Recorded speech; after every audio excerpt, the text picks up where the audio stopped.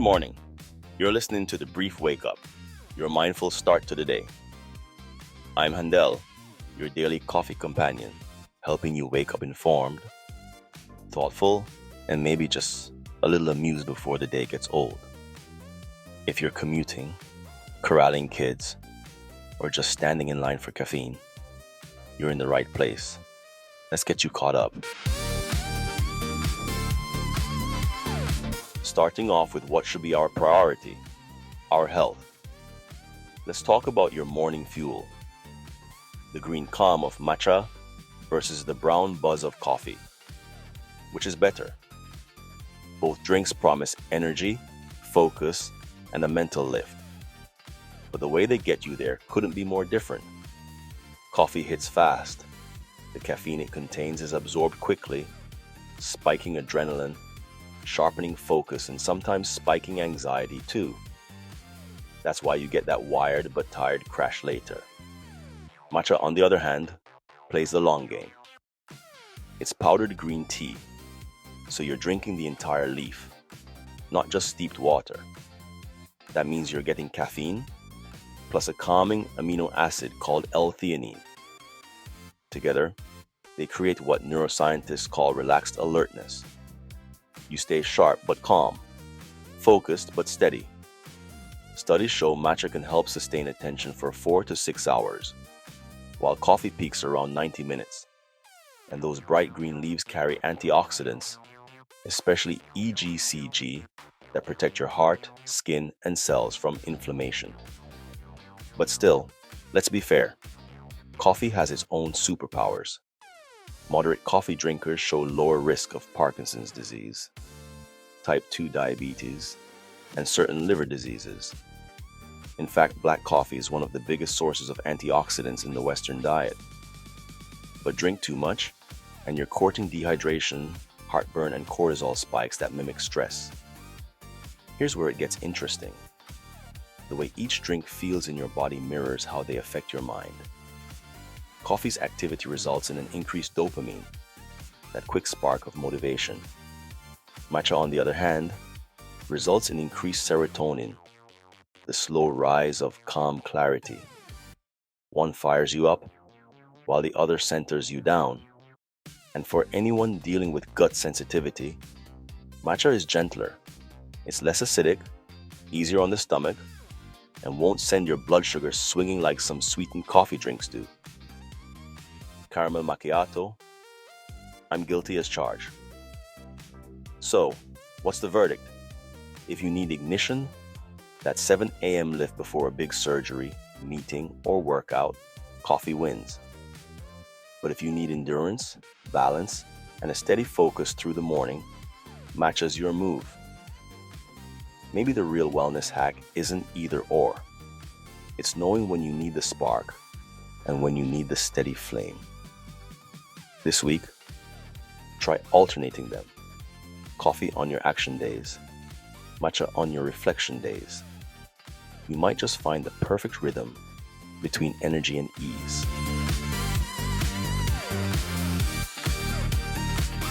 For our news this morning, we're looking at the latest chapter in the Russia-Ukraine war and what could be the most serious diplomatic push for peace in years.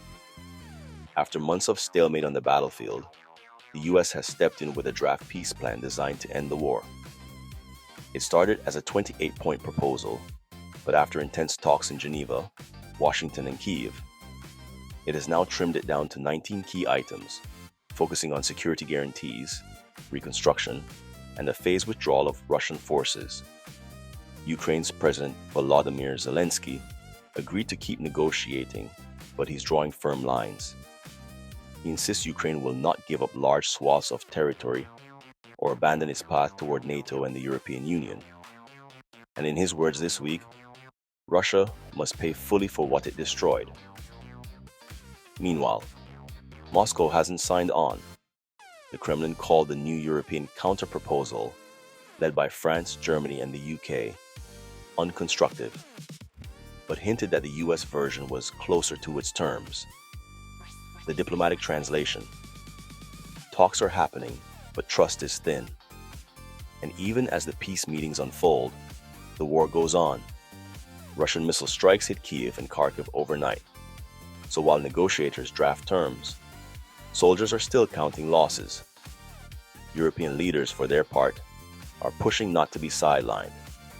They want a bigger role in shaping any final deal, especially on security guarantees and how frozen Russian assets might fund Ukraine's recovery.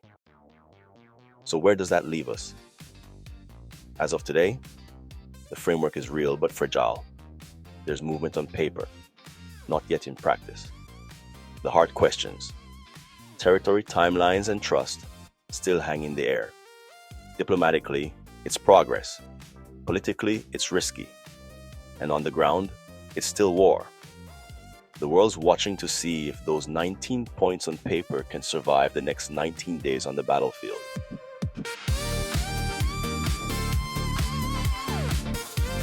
Now for that big sip.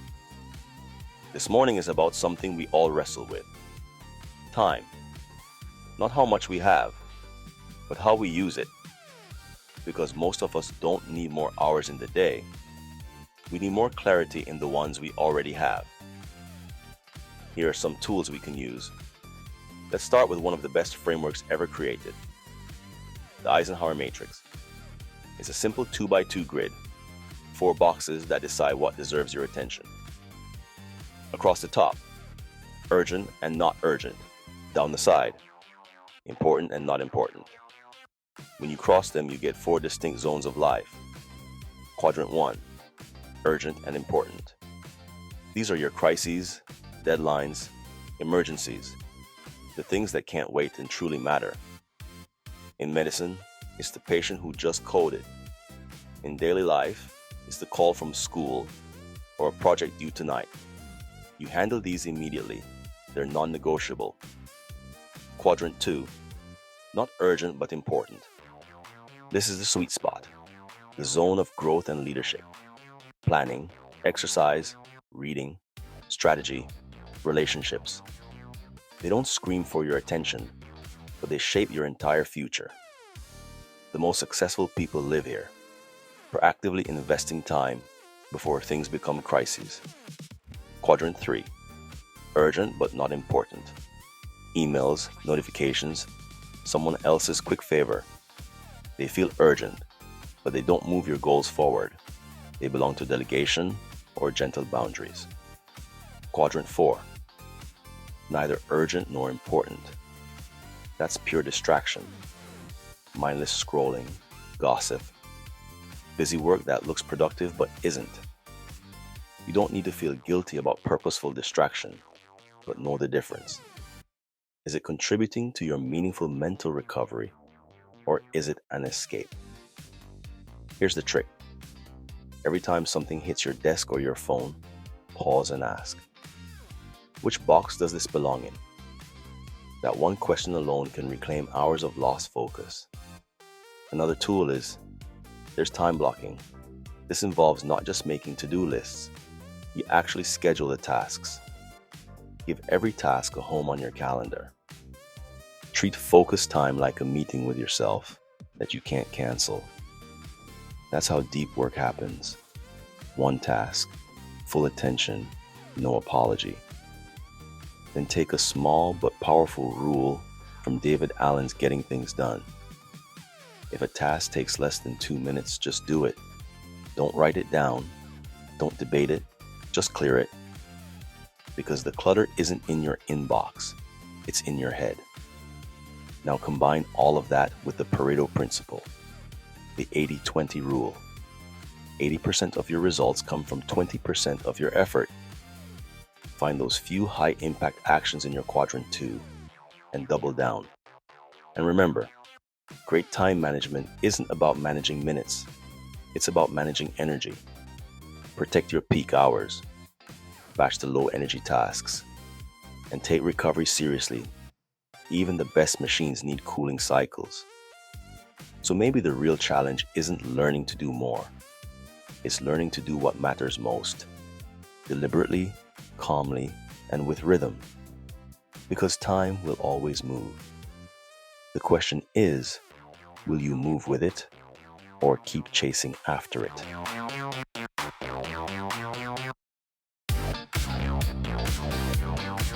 for the lighter roast. Our topic: Love by the Numbers, the Odds of Connection. This is the first in a four-part series that discusses factors that influence the probability of finding love. So, what's the math behind it? Because statistically speaking, meeting someone who truly fits you is like hitting the emotional lottery, with the wrong numbers scratched off. We walk around thinking we're surrounded by possibilities, millions of people, endless options. But once you filter by age, values, education, chemistry, and whether they actually text back, by many estimations, you're down to at best 1% of the population. And then real life starts cutting deeper. Wrong timing, wrong city, still hung up on the ex. Or, let's be honest, still living with the ex. A Stanford study even found nearly 40% of missed connections happen because of life stage mismatch. Translation: you're ready for Sunday mornings and shared Spotify playlists, while they're still figuring out Saturday nights. Even with apps, geography wins. Most long-term couples still meet within 25 miles. So when you're swiping from your couch, it feels like you're exploring the world, but statistically, you're just re-meeting the same 5 people with different profile pictures. And the biggest mismatch of all: intent. Only about a third of users are genuinely looking for a relationship. The rest are seeing what's out there, which usually means you'll never see them again. So if you've ever wondered why love feels rare, it's because it is. It's not abundance, it's alignment. The math says it's improbable. The heart says, yeah, but worth every failed equation. Because when it does happen, when 2 people line up in the same time, same place, same emotional wavelength, it doesn't feel like coincidence. It feels cosmic and even more reason to hold on to the love you have. Tomorrow we will discuss how different is the experience for men versus women.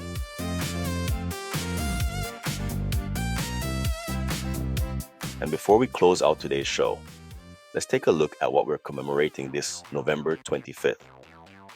First, a serious one.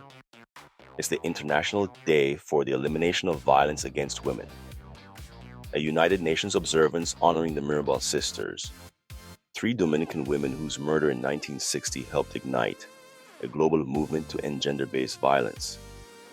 It also marks the start of 16 Days of Activism, a worldwide campaign calling for awareness, safety, and accountability. In Bosnia and Herzegovina, it's Statehood Day, remembering the 1943 resolution that affirmed the Republic's unity and equality even in wartime. Here in the US, it's National Play Day with Dad, a chance to trade screen time for swing time, laughter, or a backyard catch. Moments like that build the memories kids carry longest. And for a little sweetness, it's National Parfait Day, celebrating that layered mix of yogurt, fruit, and granola that's basically breakfast disguised as dessert. Finally, if you're feeling a little whatever about it all, good news, it's also Blasé Day, a tongue-in-cheek invitation to embrace your indifference and take life just a little less seriously. So whether you're standing up for change, reconnecting with family, or leaning into the calm between the headlines, make it a day that means something. From the search for peace to the race against time, today reminded us that progress rarely comes from rushing, it comes from rhythm. Whether you're balancing caffeine and calm, carving space for what's important, or still believing in connection against the odds, effort is what turns motion into meaning. So wherever the day takes you, lead with focus, act with heart, and remember that even small, consistent choices can change the pace of everything. This is Handel for the Brief Wake Up. Stay calm, curious, and kind, and top off that cup. Till next time.